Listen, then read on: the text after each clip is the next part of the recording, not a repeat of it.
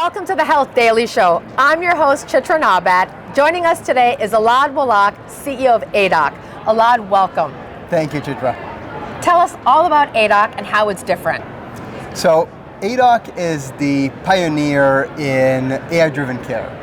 We've essentially developed this clinical layer that sits on top of your EHR and imaging, and we help detect signals to make sure you can detect and diagnose patients early and follow up with their care.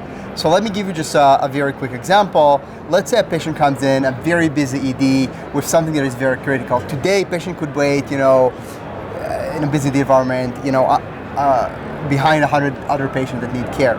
With our AI, we can essentially, make sure that if there is something urgent, like pulmonary embolism or stroke, we detect it, but then we also make sure that that patient is followed up on and coordinated to make sure the patient doesn't fall between the cracks. Many other tech companies, whether Google Cloud, AWS, others, assert that they use AI to improve clinical outcomes. Where do you fall in versus that? Explain. Well, the first thing is that we're a massive AI provider. We have the most AI FDA clearances in the industry right now. And on top of that, we're really a platform. So we integrate other players so hospitals can have a unified AI infrastructure, essentially. And we've been on the road for 6-7 years, and this is now running live in over 1,000 hospitals here in the States.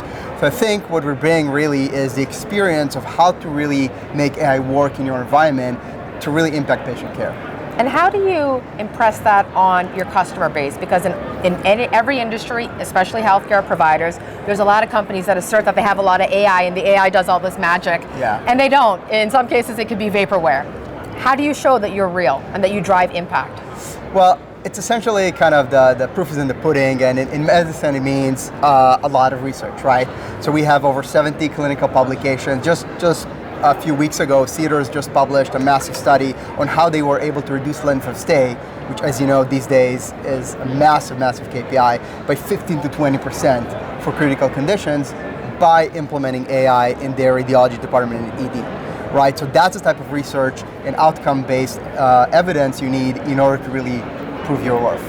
In any AI business, you need a lot of data. Which means a lot of user adoption, data to run the algorithms, run the machine learning.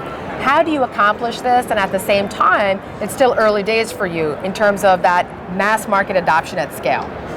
Well, yeah, it is kind of a chicken and egg problem. So, look, I would say the first 4 years were like really rough because we had to go over one account at a time. At this point in time, we are, I would say, considered the market leader, especially in the world of radiology. We have the 3 biggest private practices in the United States as customers, and again, over 1,000 hospitals. At this point in time, we're in this snowball effect that we get just, millions of examples. We analyze over 20 million patients every year, and that's more than doubling every year, right? So with that impact, I think we're kind of past that curve of going up the hill of data. How do you think about the value model in terms of going from fee-for-service, fee-for-value, value-based care? At the end of the day, I would say efficiency and quality has the same enemy, which is variability.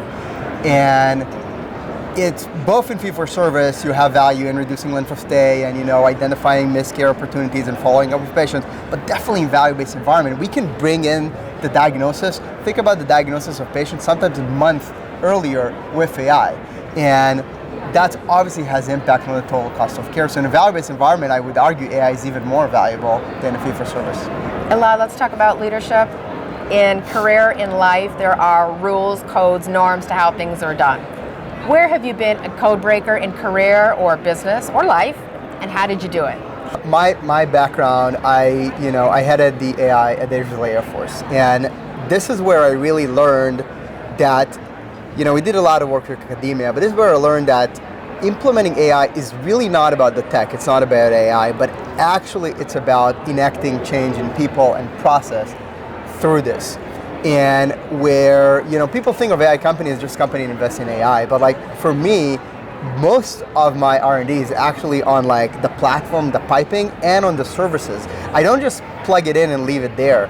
AI is something we, take by the hand and all the time, monitor and make sure that it's working. And I think that's one of the counterintuitive approaches we had when we went into the space. Like, you don't just look at it as a tech, but you look at it more as a way to enact change and a service.